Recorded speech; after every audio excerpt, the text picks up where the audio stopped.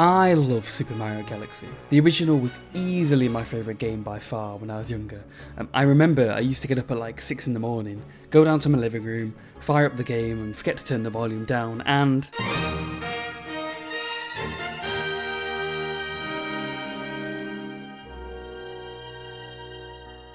still gives me chills. I also had, and still have, a huge fascination with space. So you put the two together and my mind was blown. That was it for me, I was sold. And on top of that, over the years I've also found out that I love sequels. Pikmin 2, love it. Luigi's Mansion 2, love it. Spirit Tracks, oh my god, take my money! So it's no surprise that when Super Mario Galaxy 2 released, you know I was glued to that thing. I still to this day remember getting to Melty Molten Galaxy on Pancake Day, occasionally stopping to eat Nutella flavoured pancakes that my parents made for me. Which is the only way to have them, by the way. And then a decade later, when Nintendo announced 3D All-Stars, I was so excited to be able to play the Galaxy games again. We sold our original Wii and I didn't have access to my Wii U because I was at university, and then they didn't include the second game? Why? I was gutted. I still bought it because I wanted to play Sunshine, but why? Why did they leave Galaxy 2 out of it? The original Mario All-Stars had 4 games in one. They couldn't include the second game. Even for this video, I had to bring my Wii U halfway across the country just to record footage. Anyway, I digress. Nintendo has finally released Galaxy 2 on the Switch, and I wanted to use this chance to rave about my absolute favourite Mario game, and why I think it's actually better than the original. So let's get into it. I want to start with the story. There's not really much of one. Both Galaxy games follow the same Mario format. Happy, Bowser appears, captures Princess Peach, pieces out, and then Mario has to save her. Pretty standard stuff. And he flies away. How does he fly? I suppose the only major difference is that they made Bowser an absolute unit in this game. I mean, look at the size of this lad. The only time we've ever seen him this big was in Bowser's Inside Story, which is arguably the best parts of that game. So I think it's safe to say the up the danger he poses to Mario in this one. I also kind of like the storybook format. Mario moves across a 2D space, and as he reaches the end of the section, the screen flips like a book. It reminds me of Paper Mario, which is always a good thing. A quick spoiler warning for a 15-year-old game? Oh, I'm old.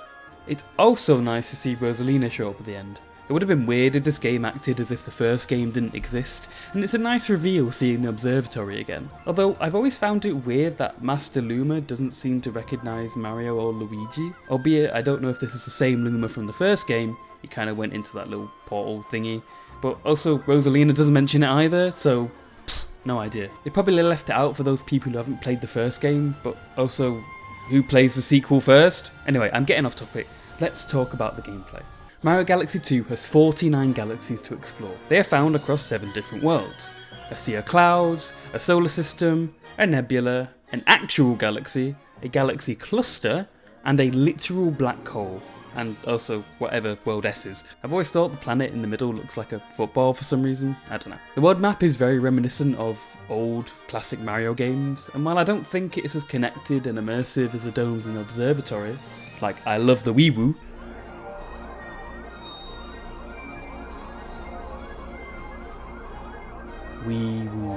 it does actually feel like you're travelling deeper across the universe instead of just being fired at different galaxies by Rosalina like a tennis ball. And the way you traverse this massive universe is on your very own ship, Starship Mario, which is created in Mario's image after he gives a power star to save this band of Lumas stranded in space. You know, it'd be crazy if people did that in real life, I think.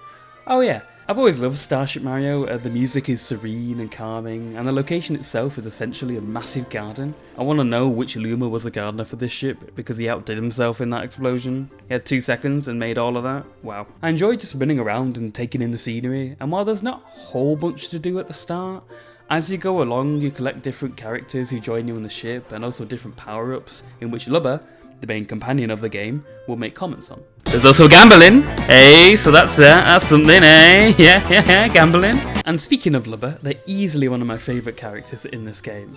They are just this big, livable, pirate-esque Luma that makes a bunch of really bad dad jokes throughout the game. I mean, one of the very first times he speaks to you, he calls the ship a face ship and says it would be hard to lose it in a car park.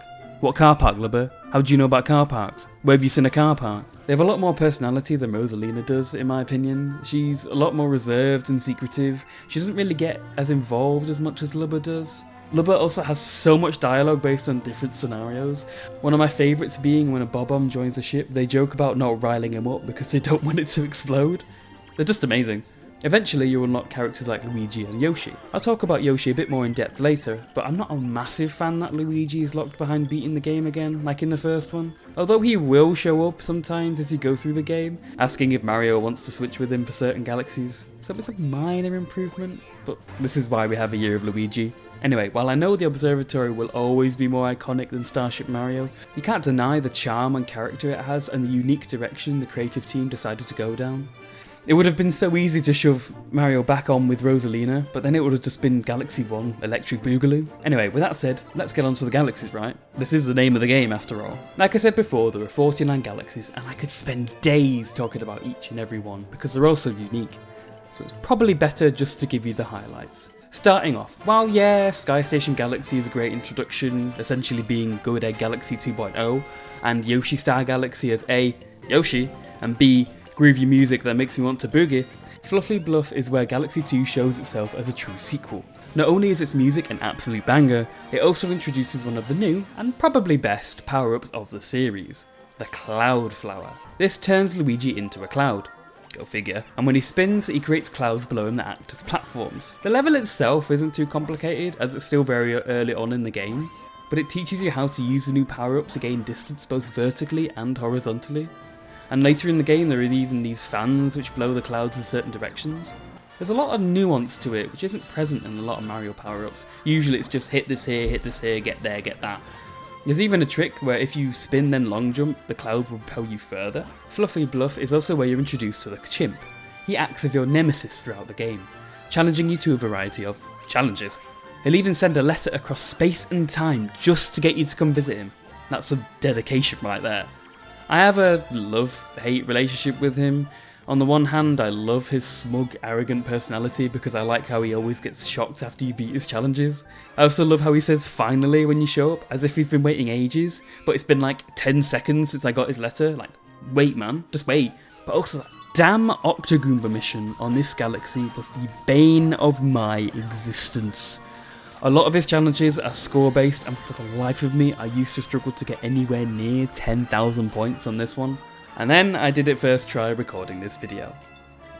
Feels pretty good. He's a great addition to the cast, as most of the challenges in the original mostly came from the comets and the regular characters and the Hungry Lumas, which also return in this game, so you're kind of spoilt for choice on what you want to tackle, and it's not too overwhelming. I suppose since I've mentioned the Cloud Flower, I may as well talk about the other two power-ups, the Drill and the Rock Mushroom. They are introduced in Spin Dig Galaxy and Boulder Ball Galaxy respectively. The Drill allows you to drill into the ground and traverse through the planet. Again, real creative there on the name. This does make way for some really fun level design, like the level Silver Stars Down Deep. We have to drill into certain parts of the ground to collect the 5 silver stars. But also I find the power-up to be a bit clunky and slow, and I don't think it works as well as it should. I definitely prefer the Rock Mushroom more. This turns Luigi into, let's say it together now, a rock, which suddenly blasts off at 1,000,000 miles an hour, breaking nearly everything in its path. I like this one, it's fun, and while it's a little hard to control, it's so satisfying. Hate these rock things? Bam, destroyed. Hate Octogoombas? Not a problem. Hate Chain Chomps? Oh, never mind. Every time I see this power up on a level, I just know it's going to be a fun one. My two favourite levels are the Chimps Bowling Challenge and a Stroll Down Bowling Lane. They're just so fun and satisfying to do. Anyway, moving on. Some galaxies themselves add new minigames, like Wild Glide Galaxy. This introduces to the bird race. Literally. Luigi has to hang on to this bird's feet for dear life and glide down this massive course. Then once he's done it once, the birds will invite him back for a race and reward him a star for getting first. There are two galaxies like this, the other being Fleet Glide Galaxy, and it's kinda like Loop de Swoop Galaxy, getting to control another creature and race down a set path. It's very fun, and the scenery is much nicer than Loop de Swoop's endless, unrelenting void of clouds that haunts my dreams. Damn you, Loop de Swoop. Tall Trunk Galaxy is another galaxy that introduces this massive wooden slide for us to go down. There are two versions of this. Fun, the normal level, and Hell, the purple coin level. Those who know, know. I do love this slide. You get a great sense of speed, and going around the cylindrical parts of the slide is very trippy. There's a great amount of challenge too. There's these flowers all along the track, and wigglers are constantly running up and down different parts of the slide. Oh yeah, I've not even mentioned the best part yet.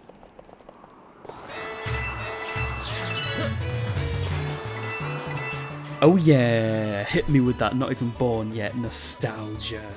Yeah, they bring back the slider theme from Mario 64, and then as quick as it comes, it goes. Gone for the rest of the game. Speaking of nostalgia and old Mario games, this actually brings me to 3 galaxies. Supermassive Galaxy, Starshine Galaxy, and Throwback Galaxy. Supermassive Galaxy is an homage to that one world in Super Mario Bros. 3. Everything in it is huge. I love it when games do this. It makes regular enemies look so menacing, and you have to think differently about how you approach them. I mean, you have to maneuver around the piranha plants and dash under gigantic thwomps. There's also huge wigglers running around, and there's Koopas you have to dodge and defeat. And then there's the Goombas, which can be beaten by a slap in the face. Yeah, this is also where you can do the infinite life trick. Starshine Galaxy, as the name hints at, is an homage to Mario Sunshine. It's a massive beach level, similar to Beach Ball Galaxy, probably one of the only ones in the game actually. Only difference is that they bring back Piantas, the only other time they've shown up in a main 3D Mario game. Justice for my Piantas, Nintendo. Anyway, that's kind of the only connection it has to Sunshine. Other than that, it does have a pretty unique level design, making use of the sky and the sea. But this is also partly through a new mechanic with a dear old friend.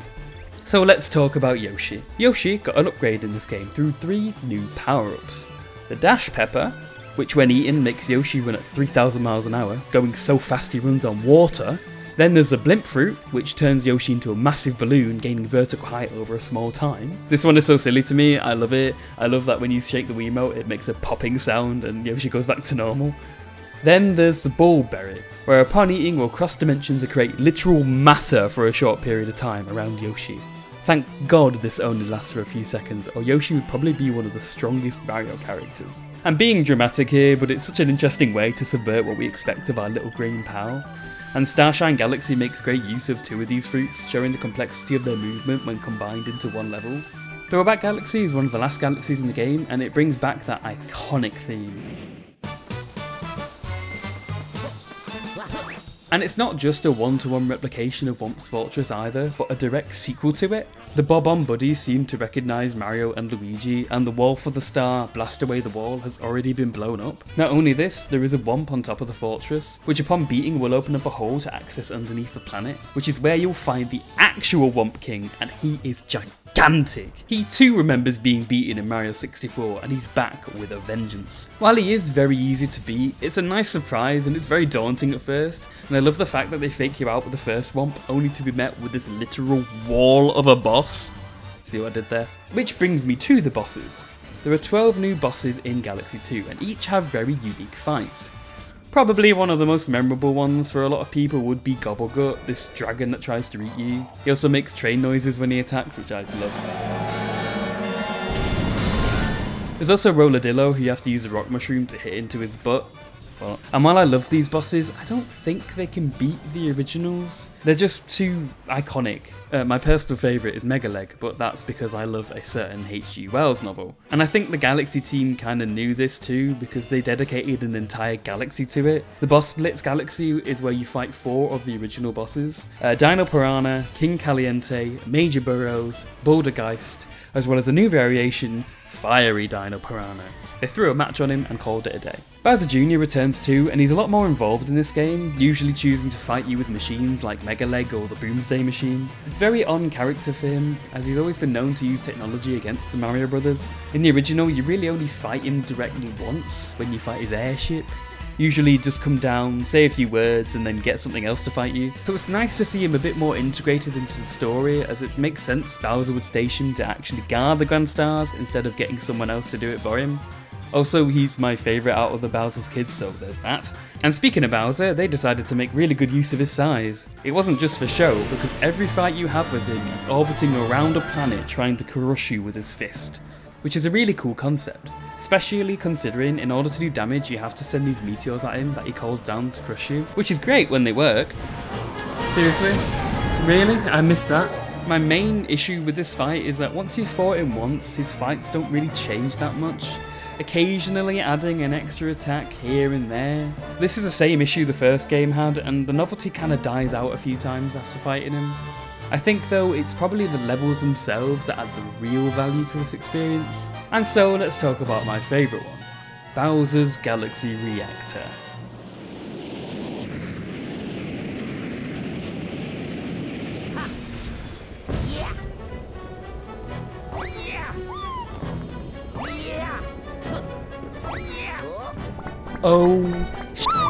There are very few songs in video game music that get that reaction. I've been talking about the score to this game here and there, but I haven't taken much time to truly appreciate it. It's so damn good. From the dramatic music like Sky Station Galaxy, Melty Monster Galaxy, Space Storm Galaxy, to relaxing music like Cosmic Cove Galaxy, or Starship Mario, which I'd sometimes load up just to listen to the music. Even the damn world themes are amazing. Everything about this soundtrack is perfect. I want to meet the people who made this score and give them a big kiss on the lips. If you are new to this game and have not listened to the score, pause this video right now. Please go and do that. I will wait. You done it? Okay. And Bowser's Galaxy Reactor may be one of the best final levels in any Mario game.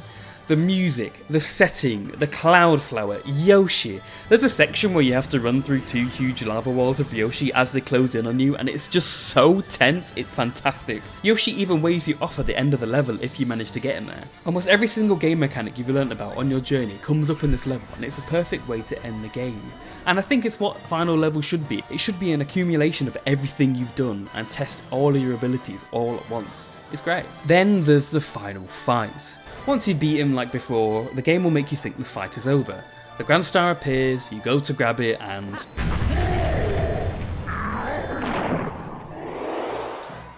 Bowser becomes even bigger than before, and the setting becomes this grand showdown between you and Bowser. No planets, no gimmicks, just you, Bowser, and those meteors. And just listen to the music.